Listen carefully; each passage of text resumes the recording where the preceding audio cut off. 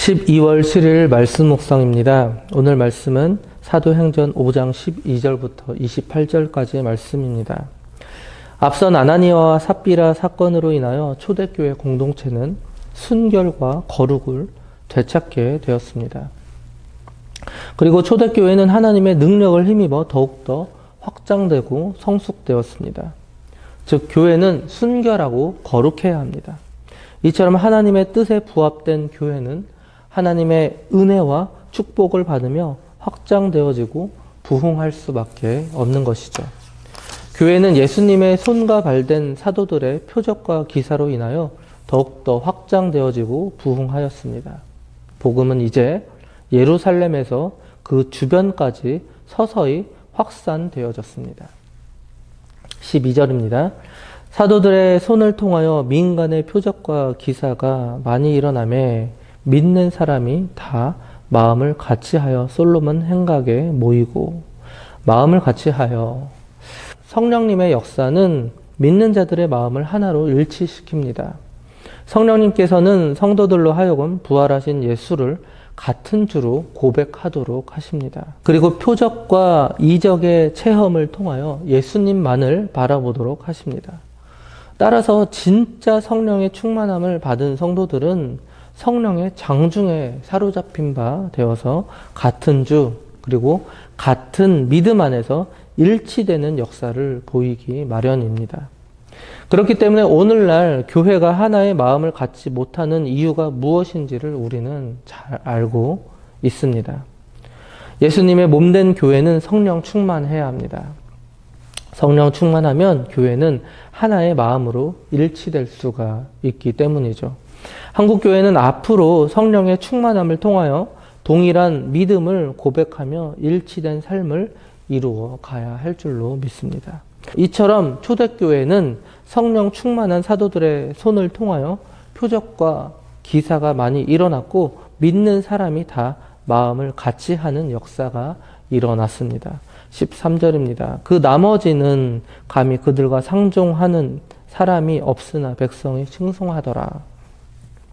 그 나머지는, 이 나머지의 부류는 어떤 사람들일까요? 이처럼 믿는 사람들이 마음을 같이 하는 역사가 일어나는가 하면 반대로 사도들의 복음 사역에 반감을 품었던 사람들이 있었습니다. 바로 이런 사람들이 나머지의 부류에 속하는 사람들이었죠. 백성이 칭송하더라. 또한 불신자들 중에서도 복음의 호의를 표하는 자들이 있었습니다. 즉 이들은 비록 아직은 복음을 영접하지는 않았지만 사도들의 증거에 대하여 양심적인 태도를 보이는 자들이었습니다. 그리고 이들은 앞으로 성도가 될 수 있는 가능성을 보여준 사람들이었죠. 사랑하는 성도 여러분, 이처럼 진짜 복음은 믿지 않는 사람들, 즉 믿지 않는 세상 사람들로부터도 칭찬을 받습니다. 적어도 초대교회 사도들의 사역은 불신자들로 하여금 칭송을 받았고 백성들은 그들을 존경하였습니다.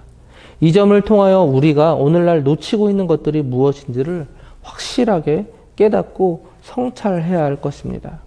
그리고 하나님 앞에 올바로 서는 성도들이 되도록 끊임없이 노력해야 합니다. 그리할 때 분명 기독교는 자연스럽게 세상으로부터 칭송받는 역사가 일어나게 될 것입니다. 14절과 15절입니다. 믿고 주께로 나아오는 자가 더 많으니 남녀의 큰 무리더라. 심지어 병든 사람을 베고 거리에 나가 침대와 요 위에 누이고 베드로가 지날 때 혹 그의 그림자라도 누구에게 덮일까 바라고. 이처럼 성령의 능력은 때로는 바울의 손수건을 통해서도 역사하였고 오늘 본문에 베드로의 그림자를 통해서도 역사하였습니다. 이처럼 성령의 능력은 인간의 상상을 초월하여서 역사하였던 것이죠. 병자들은 베드로의 그림자를 통해서라도 병이 치유될 수 있기를 바라며 베드로가 지날 때 그에게 몰려들었습니다.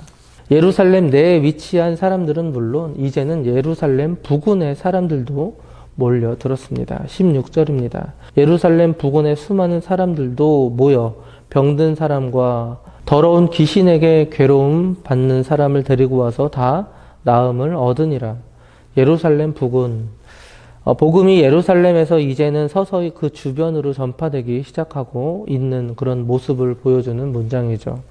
즉 이는 복음이 예루살렘과 온 유대와 사마리아와 땅끝까지 전파되리라 한 주의 말씀이 성취되어 가고 있는 모습을 보여줍니다. 그리고 이러한 복음의 확산은 종교 지도자들의 박해에도 불구하고 더욱더 거세게 일어났습니다. 17절과 18절을 보시면 대제사장과 그와 함께 있는 사람, 즉 사두개인의 당파가 다 마음에 시기가 가득하여 일어나서 사도들을 잡아다가 옥에 가두었더니, 산헤드린의 이 종교 지도자들은 복음의 확산을 막기 위해서 사도들을 다시 감옥에 가두었습니다. 이들은 자신들의 종교적인 권위와 기득권의 위협을 느껴서 사도들을 박해하였죠. 예수님을 죽이고자 했던 것처럼 사도들도 같은 방법으로 해하고자 하였습니다. 불과 얼마 전이었죠. 예수님께서 잡히시자 이 사도들은 도망치기 바빴습니다. 그리고 예수님께서 돌아가시자 사도들은 숨기 바빴습니다. 그러나 성령의 충만함을 입은 사도들은 달라졌습니다. 그들은 온전히 주님의 능력에 자신의 모든 것을 맡기는 자들이 되었습니다. 19절부터 21절입니다. 주의 사자가 밤에 옥문을 열고 끌어내어 이르되 가서 성전에 서서 이 생명의 말씀을 다 백성에게 말하라 하매 그들이 듣고 새벽에 성전에 들어가서 가르치더니 대제사장과 그와 함께 있는 사람들이 와서 공회와 이스라엘의 족속의 원로들을 다 모으고 사람을 옥에 보내어 사도들을 잡아오라 하니, 사도들은 옥에 갇혔을 때 주의 사자에 의해서 구출되었습니다. 그리고 주의 사자로부터 계속된 복음 전파의 명령을 받죠. 그런데 놀랍게도 사도들은 이제 더 이상 숨지 않고 이에 순종하였습니다. 이것은 바로 하나님의 능력이 사도들과 함께 하신다는 놀라운 표적이었습니다. 그러나 종교 지도자들은 여전히 그것을 믿지 못했습니다. 사랑하는 성도 여러분, 성령의 사역에 대적할 세력은 존재하지 않습니다. 산헤드린 공회의 공권력조차도 사도들의 확신과 그 가르침이 왕성하게 퍼지는 것을 막지 못했습니다. 22절, 23절입니다. 부하들이 가서 옥에서 사도들을 보지 못하고 돌아와 이르되 우리가 보니 옥은 든든하게 잠기고 지키는 사람들이 문에 서 있으되 문을 열고 본즉 그 안에는 한 사람도 없더이다 하니, 지키는 사람들이 문에 서 있으되 밤새 옥문을 지킨 파수꾼들조차도 사도들의 탈출 사실을 전혀 모르고 있었습니다. 이게 어떻게 가능했을까요? 가능하죠. 바로 성령님의 역사면 가능했습니다.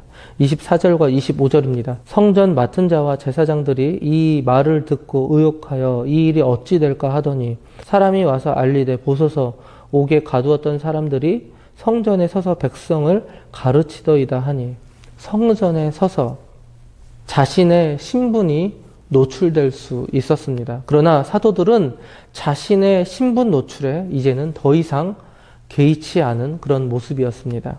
26절에 산헤드린 공의원들과는 대조를 이루죠. 이들은 사람들에 의해서 돌로 맞을까 두려워하였습니다. 26절을 보시면 성전 맡은 자가 부하들과 같이 가서 그들을 잡아왔으나 강제로 못하면 백성들이 돌로 칠까 두려워함이더라.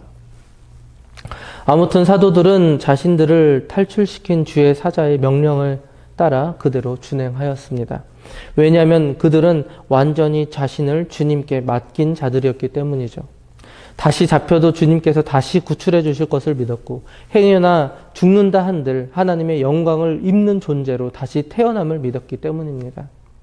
그래서 그들은 더 이상 두려워할 것이 없는 자들이었습니다. 우리도 이러한 믿음의 소유자들이 되었으면 좋겠습니다. 세상의 두려움보다 하나님을 더욱더 경외하는 자, 영원한 천국 소망을 갖고 모든 삶을 주님께 내어놓는 자, 이러한 믿음의 소유자들이 되시기 바랍니다. 마지막 27절과 28절입니다. 그들을 끌어다가 공회 앞에 세우니 대사장이 물어 이르되 우리가 이 이름으로 사람을 가르치지 말라고 언금하였으되 너희가 너희 가르침을 예루살렘에 가득하게 하니 이 사람의 피를 우리에게로 돌리고자 함이로다. 이 이름으로, 이 사람의, 여러분 누구일까요? 바로 이 이름, 이 사람은 바로 예수 그리스도입니다. 이 이름은 바로 예수 그리스도의 이름입니다. 대사장은 예수의 이 이름을 구체적으로 언급하는 것조차 피했습니다. 그저 그냥 이 이름이라고 합니다. 그냥 이 사람이라고 합니다. 이 이름을 입에 담는 것조차도 불편했기 때문이죠. 즉 사내들이는 사도들이 예수님의 이름으로 복음을 전파했음을 정확하게 알고 있었습니다. 이처럼 사도들은 복음 전파를 위한 기사와 표적을 하나님의 뜻 가운데서 온전히 행했던 것이죠. 그들은 자신의 이름을 조금 더 드러내지 않았습니다. 그들은 오직 예수 그리스도의 이름만을 드러냈습니다. 얼마 전 베드로와 요한은 성전 미문에 앉아 있었던 이 안진뱅이를 일으켰습니다. 그때도 그들이 드러냈던 것은 오직 나사렛 예수 그리스도의 이름이었습니다. 은과 금은 내게 없거니와 오직 내게 있는 것 예수 그리스도의 이름으로 명하노니 일어나 걸으라. 사랑하는 성도 여러분, 우리는 주님의 사도입니다. 우리는 주님의 대제사장입니다. 우리는 오직 예수 그리스도의 이름만을 드러내는 사람입니다. 이것이 바로 우리가 이 땅에 태어난 목적입니다.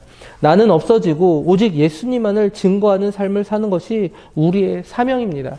이 사명을 지금까지 잘 감당하고 있는지를 돌아보고 오늘부터 다시금 이 사명을 잘 감당하시는 우리 장자 가족들이 되시기 바랍니다.